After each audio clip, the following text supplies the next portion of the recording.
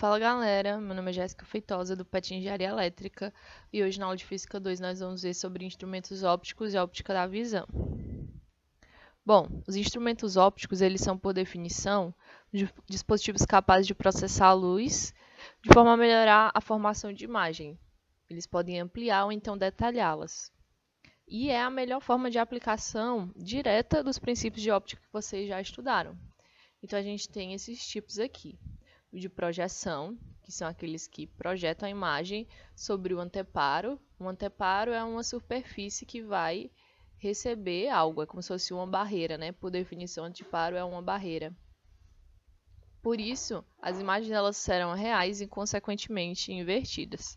Aí a gente tem exemplos, né, de câmeras e retroprojetores que eles projetam uma imagem em uma superfície, tá certo? De observação, são aqueles que podem aproximar ou então ampliar. A imagem é virtual, tá certo? Isso quer dizer que ela se forma na região atrás do espelho. Já essas imagens reais, como as de projeções, elas são formadas a partir do encontro real dos raios luminosos. Elas têm a propriedade de serem visíveis, né, quando projetadas em uma superfície. Aí vocês vão conseguindo entender melhor que tipo de imagem é essa, conforme a gente for vendo outros exemplos. Tá certo? De observação ela não pode ser projetada. Virtual é como se fosse literalmente um ao vivo, né? Vocês podem imaginar instrumentos de observação, tipo, daí não é algo que vai ficar projetado como câmeras. Elas vão pegar uma imagem e fazer uma imagem real fixa dela, né? Vocês vão ter, por exemplo, uma foto. A gente também tem de aproximação e ampliação, que são os tipos de observação, tá certo? Os de ampliação são binóculos, lunetas, telescópios, e ampliação são lupas e microscópios. Ampliação por quê? Porque eles já estão próximos. A gente vai só dar o nosso famoso zoom, certo? Aqui a gente tem a máquina fotográfica e nós podemos simplificar ela sendo basicamente uma câmera escura, né? Como a gente pode ver aqui, ó, a representação com um orifício. E no lugar desse orifício é colocado uma lente convergente, né? Que é o que? É uma lente que converge para um único ponto todos os raios de luz que vão passar por ela. E na face oposta da lente, a gente vai ter o filme fotográfico, que ele é sensível à luz, certo? A gente pode ver aqui bem direitinho nesse exemplo, tá certo? Aí, assim, como ela funciona, Jéssica?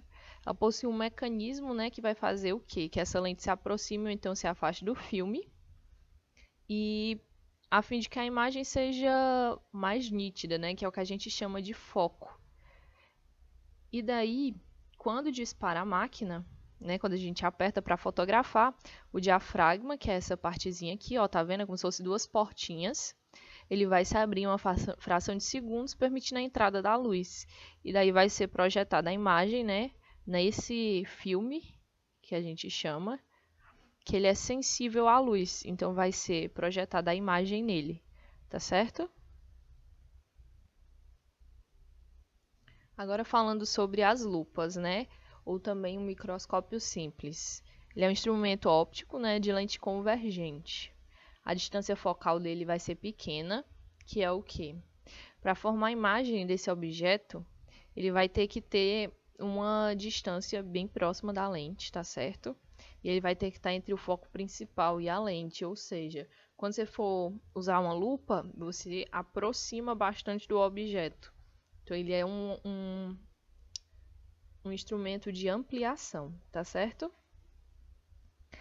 Na lente convexa, né, a curvatura é para fora, que vai fazer com que ela seja mais espessa do que o centro. Que a gente pode observar numa lupa que parece que o centro dele é mais grosso do que as pontas, tá certo? Essa é a propriedade da lente, porque, como está dito aqui, as lupas elas são convexas e convergentes, tá certo? A gente já tem ciência da definição disso, mas é sempre bom estar lembrando, tá certo? E com esse tipo de lente, né, as lentes convexas, os objetos eles parecem ser maiores do que eles realmente são, que é exatamente essa função de ampliação. tá certo? A gente vai ter aqui, né, o microscópio composto, porque ele basicamente vai ser como se fosse dois microscópios comuns, né? Ele é muito utilizado para ampliar as imagens que não conseguimos ver a olho nu. Ele vai ser composto por duas lentes convergentes, onde uma lente é a chamada objetiva e que tem forte convergência e possui uma pequena distância focal. Essa lente, né, a objetiva, ela vai produzir a imagem real invertida e vai ficar voltada para o objeto, tá certo? Já a outra lente, que é a ocular, ela é menos convergente do que essa objetiva e também possui uma pequena distância focal. Ela já é localizada no foco do objeto e que vai produzir a imagem final para o nosso olho, tá certo?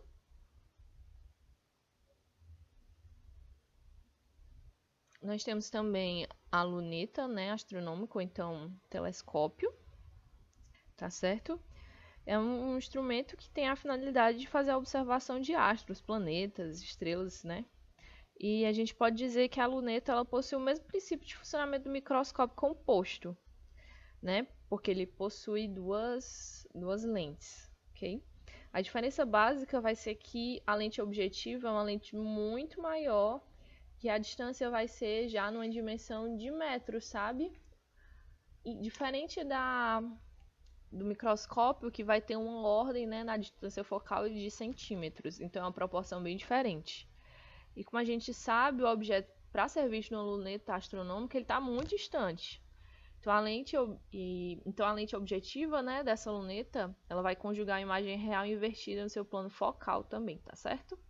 A imagem que a lente objetiva vai conjugar, ela vai servir de objeto real para a lente ocular, que é a que está próxima do olho, tá certo? E desempenha o papel de uma lupa, acarretando então na imagem final virtual, direta e ampliada em relação à primeira imagem formada, tá certo? A gente também tem o nosso globo ocular, que é o nosso olho, né? Digamos assim. A gente vai ter aqui algumas partes principais, tá certo? A gente tem a córnea, vocês podem observar aqui, ó, essa parte do contorno do olho. Ela vai atuar como uma lente fixa, focando a luz através da pupila, certo? A gente pode ver a pupila aqui. Já a nossa pupila, ela atua como um filtro, tá certo? Que vai controlar a quantidade de luz. O cristalino, que também vocês podem ver aqui, ó, apontando na seta, ok? É como se fosse uma lente biconvexa que vai convergir os raios luminosos para a nossa retina, tá certo? A retina, ela tá bem aqui, ela é o nosso anteparo da nossa visão, ok? E a retina, como eu já disse, vai ser o local de projeção da imagem, que é o anteparo, tá certo? A córnea e o cristalino funcionam como se fosse as nossas lentes, tá certo? Falando aqui mais sobre o olho, a gente vai ter a diferença entre o olho hemétrope e o olho amétrope. O que é isso, Jéssica? O olho amétrope é um olho saudável, é um olho, digamos assim, normal, que ele vai formar a imagem sem a necessidade de lentes auxiliares, ou seja, sem olhos, óculos. Então você vai conseguir ver normal uma pessoa de vista saudável, tá certo? Já o olho amétrope é alguém que precisa usar o óculos para poder formar a imagem sobre a retina de forma, digamos assim, normal, nítida, tá certo? Que os nossos mais conhecidos são o quê, né? O que são essas necessidades, né? É a miopia, a hipermetropia, a presbiopia e o astigmatismo, né? Os mais conhecidos são a miopia e o astigmatismo. Nós vamos lá explicar o que eles são.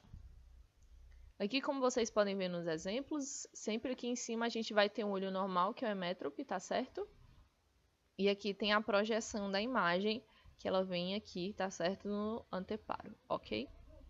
Então, vamos lá. No caso da miopia, qual é o problema, né? Ele é um erro de refração, vocês podem observar, tá certo? A imagem ela vai ser formada antes da retina, que é o nosso anteparo, ok? Então, qual é o problema? A pessoa que é míope, ela vê os objetos próximos com nitidez, mas os distantes eles não vão ser visualizados, eles vão ficar embaçados, desfocados. E se a pessoa tiver um alto grau de miopia, ela pode ter um risco de desenvolver alterações na retina, né? Um risco muito grave disso acontecer, deslocamento de retina, degeneração, tá certo? Porque as pessoas com miopia, elas vão ter a retina mais fina do que o normal, tá certo? Aí a gente vê aqui a ilustração e como é que vai ser corrigido isso, né? Auxiliado de uma lente. Que tipo de lente? É uma lente divergente, tá certo? Que vai fazer essa convergência mais lenta e fazer com que ela chegue até o final do olho, né? Chegando na retina, ok?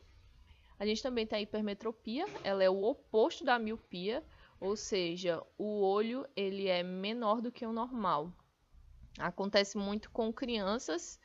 Às vezes tem pessoas que usam óculos quando são crianças e depois não precisam mais utilizar exatamente por isso. Porque como o olho é menor do que, digamos assim, o normal, o ideal, né?